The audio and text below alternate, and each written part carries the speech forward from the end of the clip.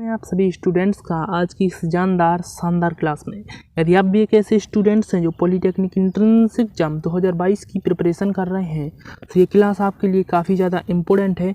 आज के इस वीडियो के माध्यम से आपको top of the most important question जो आपके पॉलीटेक्निक एंट्रेंस एग्जाम में पूछे जा चुके हैं, इन क्वेश्चनों को करके आपको अंदाज़ा लगेगा कि कैसे क्वेश्चन आपको पूछे जा सकते हैं। ठीक है ना।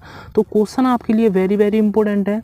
आप हमारी क्लास से रेगुलर जुड़िए, क्योंकि हमारे क्लास में जो मैथ के साइंस के डेली आपको कराए जा रहे हैं। ठीक है ना। तो मैथ के देखिए हमने कई आपको चैप्टर पढ़ा दिए हैं, अब साइंस की बारी है, धीरे धीरे साइंस के भी कराएंगे। आप अभी से पढ़ोगे तभी सिलेबस ख़त्म हो पाएगा, क्योंकि 100 चैप्टर हैं। 100 चैप्टर आप कम मत समझिए, हर एक चैप्टर को आपकी थ्योरी एंड उनको प्रैक्टिस करोगे तभी हो पाएगा, वरना आपका सिलेक्शन नहीं हो पाएगा, ये यकीन मान लीजिए आप अभी से। तो सरकारी कॉलेज में ऐसे ही एडमिशन नहीं मिल जाएगा। अगर इस एग्ज़ाम को आप हल्के में ले लोगे तो वो आप जानिए, आप जानेंगे। ठीक है ना। जब रिजल्ट आएगा तभी पता चलेगा। देखिए बहुत सारे स्टूडेंट आपको नहीं बताएंगे कि हम कैसे प्रिपरेशन, वो सही से वो प्रिपरेशन करेंगे, और आप नहीं करोगे अभी से तो वो आगे निकल जाएंगे आपसे, है ना। क्योंकि सीट कम होती हैं और स्टूडेंट फॉर्म ज़्यादा भरते हैं, तो कंपटीशन काफ़ी रहेगा। इस वजह से हम आपको बता दे रहे हैं। चलिए आज इस क्लास को स्टार्ट करते हैं। यदि आप हमारे चैनल पर पहली बार आते हैं तो चैनल को सब्सक्राइब कर लेना, वीडियो को लाइक कर देना बस। ठीक है। तो चलिए क्लास को स्टार्ट करते हैं। तो फर्स्ट क्वेश्चन है आपकी स्क्रीन पर। क्वेश्चन क्या कह रहा है, ध्यान से पढ़िए। एक विद्युत बल्ब 12 वोल्ट और 60 वाट अंकित है, यानी किसी विद्युत बल्ब है उस पर लिखा है 12 वोल्ट 60 वाट, तो इसमें धारा कितनी बहेगी। तो सबसे पहले हम यहाँ पे मान लिख लेते हैं। अब देखिए वोल्टेज है, तो वोल्टेज को हम बी से डिनोट करेंगे। वोल्टेज बी का मान कितना है, 12 वोल्ट। ठीक है, हमने 12 वोल्ट लिख लिया। और बी वाट, वाट किसका मात्रक होता है, शक्ति, शक्ति का मान आपको दिया है 60 वाट। ठीक है, तो हमने यहाँ पे लिख लिया 60 वाट। हमसे पूछा है धारा। अब आपसे एक बात पूछ रहे हैं कि आपको इन तीनों में कोई रिलेशन पता है। अरे हाँ जी, क्यों नहीं पता। तो देखिए P बराबर होता है आपका BI, है ना। P बराबर BI होता है। P का मान आपको दिया है, कितना दिया है, P का मान दिया आपको 60 वाट, है ना।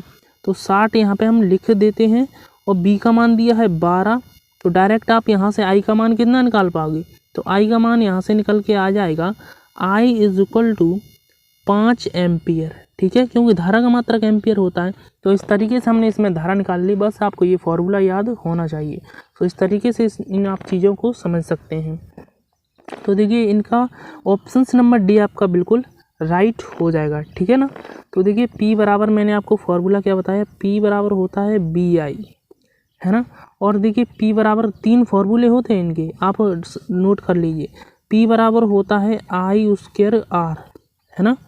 और P बराबर होता है B² R, है ना। ये तीनों फॉर्मूले आप नोट कर लीजिए, और इनसे रिलेटेड क्वेश्चन आएंगे तो आप उनको छोड़ के नहीं आएंगे बिल्कुल। ठीक है। तो एक क्वेश्चन से आपके बहुत डाउट क्लियर हुए, इस माध्यम से आप इस क्वेश्चन को छोड़ के ना आना। इसके बाद छोड़ के आओगे तो ये आप समझ लो, क्योंकि अच्छे से समझा दिया है। तो नेक्स्ट क्वेश्चन है आपकी स्क्रीन पर।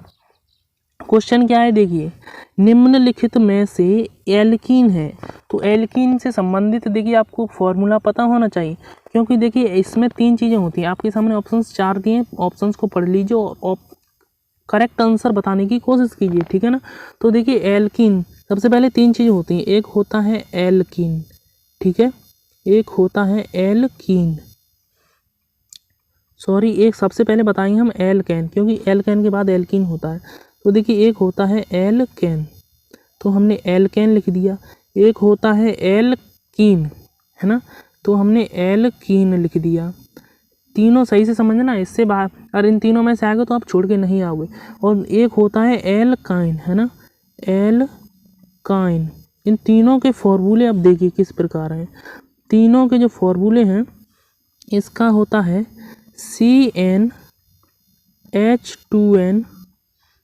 माइनस, अब इसका देखिए CnH2n, ठीक है ना, इसका -1 होता है। ठीक है, CnH2n, इसका ये हो गया।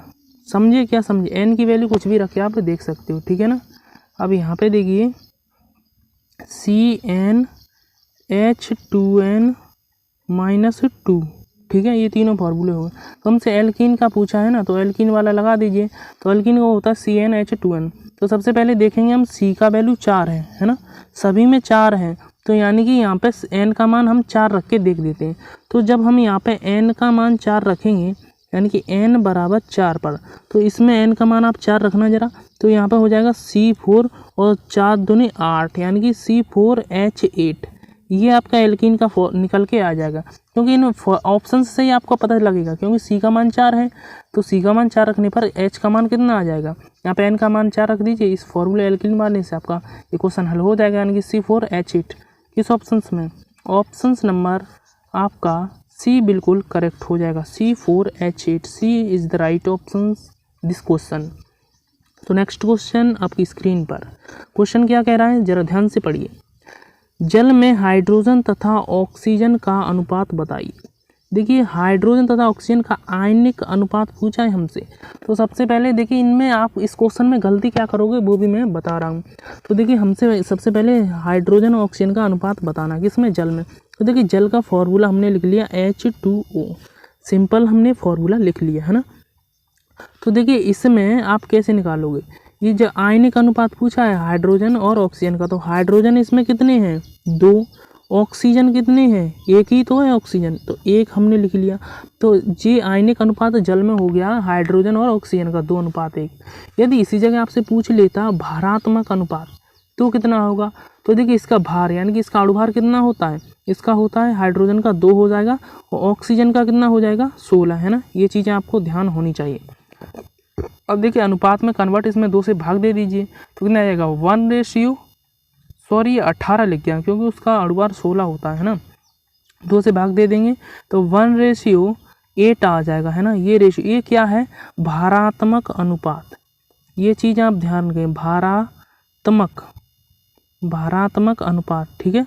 जब भारात्मक अनुपात पूछे तब आपको इस तरीके से निकालना है, और वैसे पूछे जल में हाइड्रोजन ऑक्सीजन का आयनिक अनुपात तो आपको 2 हाइड्रोजन है और 1 ऑक्सीजन है तो 2:1। ये आपके ऑप्शन नंबर 20 द राइट बिल्कुल करेक्ट ऑप्शन है।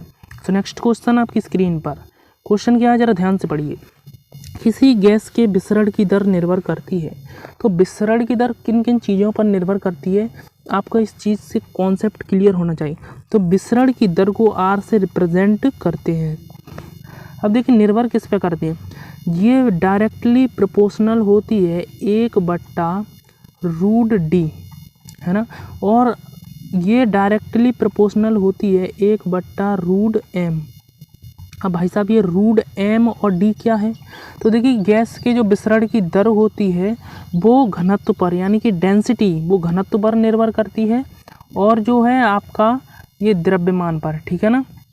सॉरी M नहीं, द्रव्यमान नहीं, ये अणुभार है, M लिखा है, ठीक है, छोटा आपको शायद ना दिख रहा हो, M लिखा है, यानी कि घनत्व और आपका अणुभार पर निर्भर करती है। गैस के विसरण की दर हमेशा ध्यान रखना घनत्व और अणुभार पर निर्भर करती है।